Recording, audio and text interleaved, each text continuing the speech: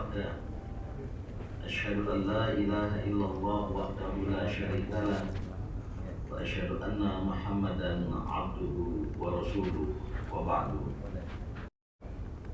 Bapak, Ibu, dan saudara-saudara yang saya hormati, khususnya pimpinan dan penggerak Solo Madani Indonesia Jaya.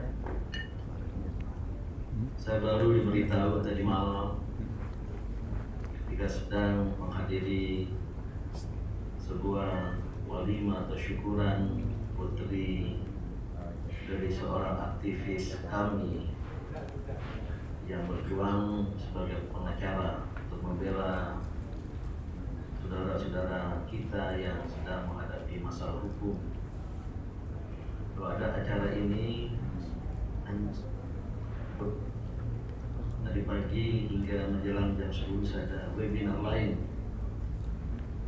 Alhamdulillah, saya bersyukur, berbahagia sekali dapat bermuajahah, berpun secara virtual dengan ikhwan akhwat semua di Solo. Dan saya ikuti perjuangan dakwah dalam menegakkan kebenaran, keadilan sangat-sangat kuat sekali. Karena memang seharusnya demikian.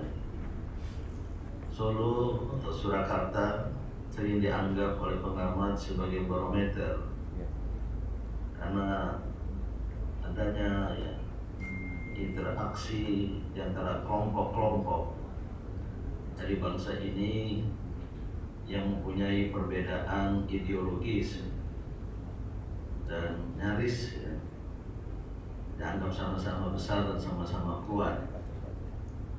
Dan alhamdulillah, para pejuang kebenaran dan keadilan tetap menunjukkan kiprahnya. Dan pada hari ini kita bertemu semua tentu dalam rangka untuk memperkuat tekad kita, azam kita untuk meneruskan perjuangan itu. Karena perjuangan menegakkan kebenaran, keadilan, kejujuran adalah perjuangan panjang, nyaris menjadi maraton yang untuk sampai ke finish mungkin memerlukan waktu panjang. Dan apalagi jika ujian, cobaan, dan tantangan yang kita hadapi di tengah jalan itu sangat-sangat besar. Dan memang yang terakhir ini, dan ini yang menjadi motivasi saya pribadi dan banyak kawan-kawan lain untuk mendirikan kami Persatuan Aksi Menyelamatkan Indonesia adalah diniatkan untuk amar ma'ruf nahi munkar. Sebagai muslim tentu menyadari bahwa al-amru bil ma'ruf wa nahyu 'anil munkar adalah salah satu ajaran sentral Islam. Banyak disebut dalam Al-Quran, termasuk dikaitkan dengan ciri pertama dan utama dari khair umat yang terbaik. Sebagaimana disebut dalam Al-Quran, kuntum khair ummatin ukhrijat linnas ta'muruna bil ma'ruf wa tanhauna 'anil munkar wa tu'minuna billah. Saya tidak ingin terjemahkan ayat itu. Atau dalam ayat lain di surat yang sama sebelumnya juga dinyatakan amar ma'ruf nahi munkar sebagai salah satu bahkan yang penting dalam menegakkan dakwah memperoleh kemenangan. Wal takum minkum ummatun yad'una ilal khair wa ya'muruna bil ma'ruf wa yanhauna 'anil munkar wa ulaika humul muflihun, sebagai salah satu prasyarat dari kemenangan. Ini yang kita niatkan. Dan amar ma'ruf nahi munkar atau koreksi sosial yang perlu kita lakukan sekarang menjadi lebih berat karena kerusakan yang terjadi, kemungkaran yang terjadi adalah kerusakan, kemungkaran yang bersifat struktural. Nyaris bisa disebut predikat. Kerusakan, kemungkaran struktural, sistematis, terstruktur, sistematis, dan masif. Mengapa disebut demikian? Karena kerusakan itu berada pada tataran struktur dari kehidupan kebangsaan dan kenegaraan, terutama menyangkut norma-norma dasar yang telah hilang, yang telah diubah. Ditambah lagi sebagai akibat dari kerusakan struktural ini terdapatlah kepemimpinan yang juga rusak. Kepemimpinan ini tidak menyangkut satu dua orang, tapi menyangkut keseluruhan. Dan apalagi ya, jika kerusakan pada tingkat kedua ini juga menampilkan perilaku yang tidak memperbaiki, bahkan cenderung merusak, disadari atau tidak disadari, maka terjadilah kerusakan akumulatif dalam kehidupan kebangsaan dan kenegaraan kita, yang ujungnya pengejawantahan manifestasi itu adalah adanya yang sering saya sebut sebagai deviasi, distorsi, dan disorientasi kehidupan nasional kita dari nilai-nilai dasar Pancasila dan Undang-Undang Dasar 1945. Ini juga diadopsi oleh Taman Muhammadiyah tahun 2010 istilah ini, dan juga oleh Kongres Umat Islam Indonesia di Yogyakarta tahun 2015, bahwa telah dan tengah terjadi deviasi, distorsi, disorientasi kehidupan nasional dari nilai-nilai dasar yang telah disepakati. Maka untuk solusinya perlu dilakukan penyelamatan, karena yang terjadi ini adalah kerusakan struktural, kemungkaran struktural yang bisa menghancurkan negara bangsa ini. Dan saya kira banyak penilaian asumsi tentang negara gagal. Nah, tentu sebagai muslim secara pribadi, saya melihatnya ini penting, dan ini terkait dengan positioning umat Islam sebagai kelompok terbesar di tubuh bangsa ini, yang sahamnya, peran serta peran kesejarahannya luar biasa jauh sebelum kemerdekaan. Sejak perjuangan melawan penjajahan di banyak daerah adalah dengan semangat keagamaan, dan begitu pula di awal abad ke-20 Indonesia menjelang kemerdekaan, perjuangan kebangsaan Indonesia tak terlepas dari semangat keislaman, termasuk di seputar kemerdekaan itu sendiri. Dan oleh karena itulah umat Islam sudah sewajarnya untuk mendapatkan proporsi yang berkeadilan. Namun justru ini yang tidak terjadi, baik dalam bidang ekonomi, politik, sosial. Umat Islam tidak hanya mengalami keterpurukan, kita belum dapat memperdayakan diri secara ekonomi, belum dapat bangkit agar secara sosial, pengetahuan, apalagi politik. Namun bersama dengan itu, umat Islam juga menghadapi ketertuduhan, dituduh radikal, dituduh ekstremis, dituduh intoleran. Padahal tanpa toleransi umat Islam tidak mungkin ada Indonesia seperti sekarang ini. Dan juga kita rasakan ini menyangkut perasaan. Selain keterpurukan yang sudah kita alami dan kita berjibaku untuk mengatasinya, muncul ketertuduhan, muncul juga ketertekanan. Dan sekarang ada gelagat yang berbahaya. Ketika ada tidak hanya gelagat dan gejala, tapi juga fakta yang ingin memisahkan Pancasila dari agama, atau ingin menyapi agama dari Pancasila. Padahal agama itu hadir menjadi jiwa dari Pancasila, ketuhanan yang Maha Esa, keadilan, kemanusiaan yang adil dan beradab, persatuan, kerakyatan, dan seterusnya sampai pada keadilan sosial. Dan Syekh Al-Azhar dalam pidato kuncinya pada pembukaan Al-Multaqa Al-Alami lil Ulama wal Muthaqqafin Al-Muslim an Wasatiyatul Islam yang saya adakan di Bogor bulan Mei tahun 2018, ada mengatakan Al-Mabadi Al-Khamsah Datu Qiyamin Islamiyah. Inilah yang meyakinkan hati kita.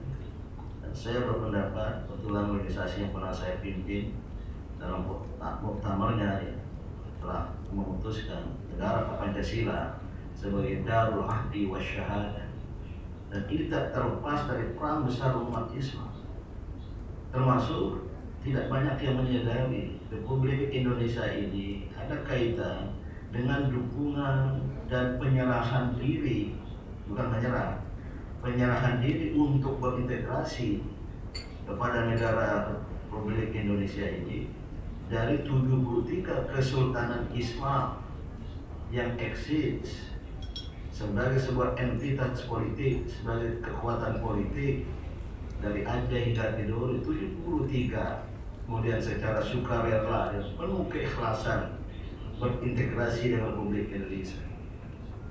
Saya bertemu dengan para saudara itu, mereka punya asosiasi, ada piagamnya katanya, dan rupanya dalam piagam itu mengintegrasikan diri itu ada satu klausul dengan syarat terjaminnya kesejahteraan rakyat Indonesia. Kata saya berseloroh, kalau tidak ada kesejahteraan gimana? Apakah mau tarik mandat atau tidak? Tapi bukan itu. Maka perlu perjuangan panjang untuk penyelamatan ini. Dan ya, ini adalah kerja besar, berat, dan harus menjadi gerakan moral, tapi untuk perubahan. Bukan sekedar gerakan moral pasif, tapi gerakan moral aktif. Memang ya, para sahabat seperjuangan semua ini menuntut adanya sikap batin yang kuat. Pertama, wala tahinu wala tahzanu wa antumul a'launa in kuntum mu'minin. Jangan merasa sedih, jangan kehilangan kepercayaan diri. Sesungguhnya engkau sekalian memiliki kekuatan, ketinggian. Seandainya engkau semua menjadi orang-orang yang beriman. Ini ayat yang perlu untuk kita pegang bersama-sama ya. Ada di ayat lain teman. Wa ya ayyuhalladzina amanu wala takun fi daikin ya. Wala tahzan wala takun fi daikin mimma yamkurun. Jangan sedih, jangan merasa sempit hati, sempit jiwa terhadap apa-apa yang mereka lakukan, rekayasa-rekayasa yang mereka lakukan.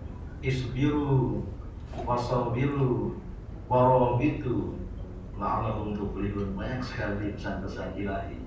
Bersabarlah, tingkatkanlah kesabaran, kemudian ikatlah persatuan, konsolidasikan gerakan warabitu la'allahum tuflihun. Ini saya kira yang perlu kita lakukan sekarang ini, terakhir ini.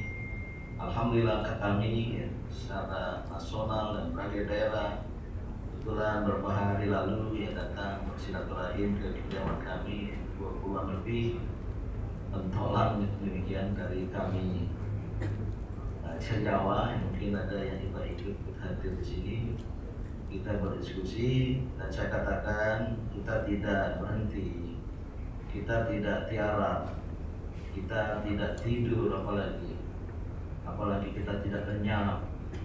Saya yang terdidik dari kecil di pergerakan Islam sangat memahami perjuangan tidak ada hentinya. We are at the point of no return.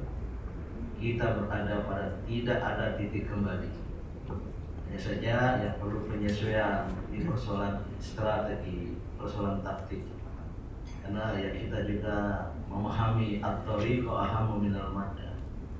Memang yang di awal kehadiran kami ini menyentak banyak pihak, membawa kekhawatiran, baik karena figur-figur yang bergabung di dalamnya adalah para militan maupun respons dari berbagai daerah yang sangat cepat meluas, termasuk saya kira termasuk awal-awal dari Solo ini dan bahkan di luar negeri, sehingga menyentakan orang. Maka dilakukan langkah-langkah, semuanya itu ekspresi kepanikan ya. Dilakukan penangkapan pada lapis kedua, ada rencana lapis pertama. Saya banyak diperingatkan untuk berhati-hati. Saya bilang kalau sudah ditangkap ya, koper sudah saya siapkan. Mungkin saya tidak seberani kuat ini hadir nih saudara kita, saudara saya Ustaz Alfian Tanjung ya. Mungkin dia lebih berani atau sama berani kita. Cuma kalau saya nggak mau kalau ditangkap, kalau saya ditangkap saya tidak bisa menggerakkan perjuangan dari dalam. Ya, tapi samalah ya, kita tekad kita tidak takut karena kita hanya takut kepada Allah Subhanahu Wa Taala. Oleh karena itulah terakhir para sahabat semua sebarin syakur kami yang tadi menyebut dirinya Solo Madani Indonesia Jaya. Namanya panjang ya. Tadi saya pikir Solo Madani Munawar dengan Al-Madinah Al-Munawwarah. Solo Madani Munawwir karena yang mencerahkan. Tapi saya kira dengan istilah Indonesia Jaya itu adalah cita-cita kita, dan harus ada integrasi antara keindonesiaan dan keislaman, dan kita jangan terjebak pada diskusi, pada debat yang sengaja diadakan oleh pihak lain yang untuk memperhadapkan umat Islam dengan Pancasila. Agama yang paling dekat dengan Pancasila itu adalah Islam. Ketuhanan yang Maha Esa tiada lain adalah tauhid. Maka tugas kita sekarang bagaimana mengawal negara Pancasila agar jangan diselewengkan. Sekarang diselewengkan, agama ingin disapi. Lihat aja pertanyaan di KPK itu. Pilih Pancasila apa pilih Islam, pilih agama. Ini kan pertanyaan-pertanyaan bodoh, pertanyaan-pertanyaan tidak Pancasilais dan tidak memilih agama. Ini yang harus kita hadapi, bila perlu kita lawan, kita luruskan. Dan saya berkeyakinan dan optimis, sangat-sangat optimis. Perjuangan untuk menegakkan kebenaran ini akan terwujud. Maka pesan terakhir dari agama, mohon maaf kalau ada kawan-kawan non-Islam dalam ruangan ini, wala tanaza'u fatabshalu wa tadhhaba rihukum. Jangan bertikai, jangan bersilang sengketa, jangan berkonflik. Fatabshalu, kamu akan gagal. Wa tadhhaba rihukum, kewibawaanmu akan hilang.